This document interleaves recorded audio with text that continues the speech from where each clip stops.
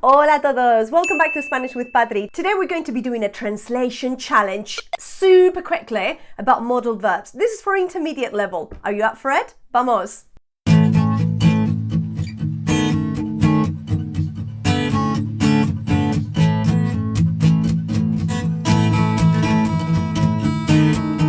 first verb that you need to be a little bit familiar with is have to. Tener que. How do you conjugate that verb?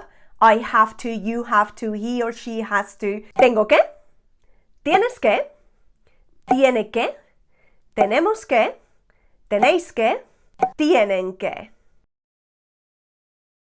Okay, and now should. How do we say should in Spanish? Debería. Yo debería. Tú deberías. Él or ella deberías. Deberíamos. We. Deberíais. And deberían.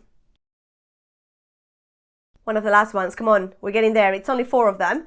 Must, deber, debo, debes, debe, debemos, debéis, deben. Must do something, must, obligation. And the last one is very weird because we don't use it in English. So it's kind of a combination of 2 of them. We only use it with one conjugation, if you wish, with one impersonal mode. And that is hay que. Haber que is only used in the third person singular, so it's always hay que, hay que, hay que. But what does it mean? It can mean different things depending on the context. It can mean have to, must, have the necessity of doing something. Okay, we've seen the 4 verbs that we're going to be working with. Remember, after tener que, debería, debes, hay que, the verb goes in infinitive. What does that mean? AR, ER, or IR ending. Basically the verb like you find it in any dictionary. We don't touch it. Okay, now that we've got the verbs, now that we know them, let's crack on with the translation. Vamos! Frase número 1, phrase number 1. You should call your grandma. That's what my mom always tells me. You should call your grandma. Deberías llamar a tu abuela. Easy one to start with. Tú deberías llamar a tu abuela. Frase número 2, phrase number 2. Remember to pause the video because I might be going too quick. So just press that pause button if I'm going too quick and think about them as much as you need. Obligation this time. You must take this pill every 6 hours. That's what the doctors say, isn't it? You must take this pill every 6 hours. It's not debería anymore. It's not an advice. Debes tomar esta pastilla cada 6 horas. Cada 6 horas. Debes. You must. That's what the doctor said to me. I don't know if you can notice my voice is not the best today because I've got a cold. Estoy resfriada. Ay, Dios mío. Seguimos. Número 3. How are you doing so far? I can't find the keys. They must be in my car.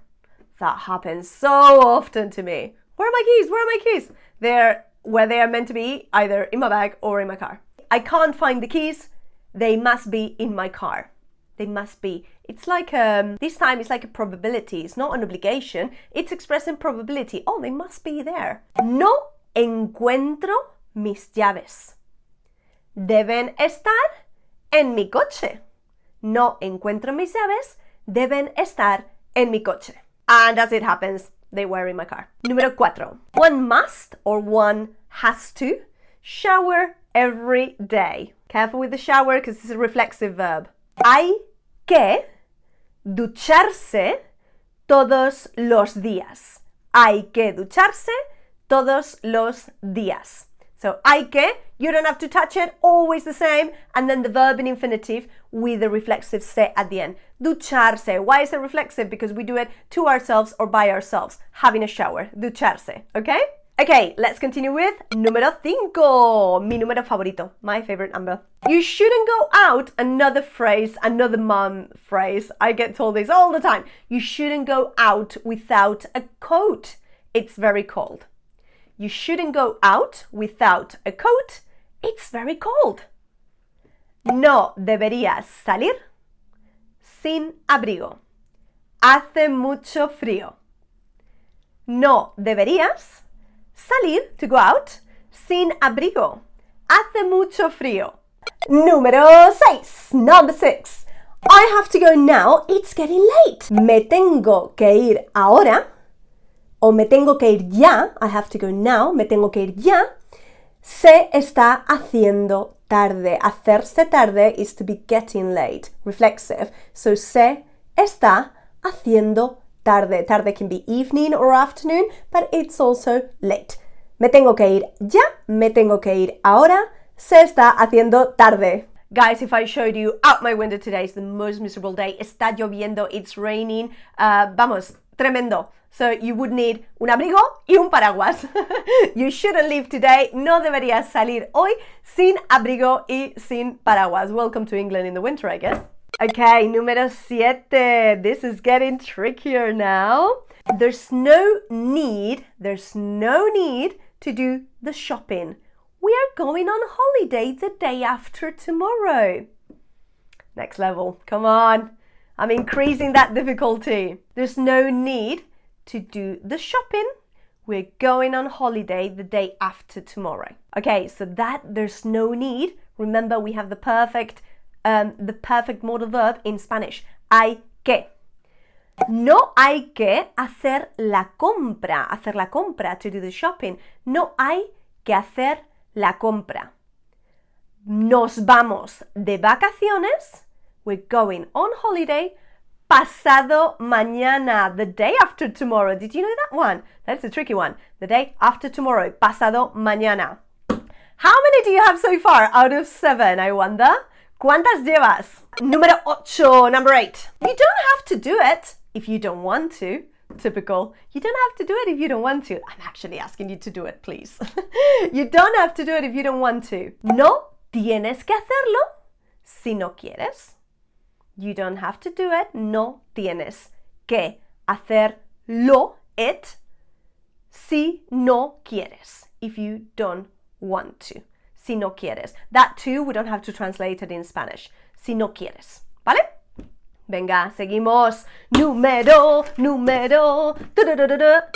9. He shouldn't gossip about his girlfriend, but he can't help it. No debería, he shouldn't, an advice. No debería, to gossip can be different verbs, but I'm going to use the one that I use the most in Spain, cotillear. Okay, cotillear. No debería cotillear sobre su novia, about his girlfriend. But he can't help it. Pero no puede evitarlo. No puede evitarlo. Es superior a él. It's above him. It's beyond him. He can't help it. No puede evitarlo. Y la última, I have promised this was a very, very quick translation, and it is going to be, but first, please, if you like this, if you want to keep improving your Spanish, like and suscríbete, subscribe, por favor. Número 10. Number 10. Terminamos. We finished with this one. They must be very close. You should give them a ring. They must be very close. You're expecting somebody. They must be very close. You should give them a ring. This, I'm using a different expression. You should give them a ring. I'm not saying you should call them. I know it means the same, but I'm going for a different idiom. Deben estar muy cerca. They must be very close. Deben estar muy cerca. Deberías, you should, deberías darle un toque. So deben, it's the first one, a probability. You are kind of guessing, oh, they must be very close. It's like when I said about the keys, they must be in my car.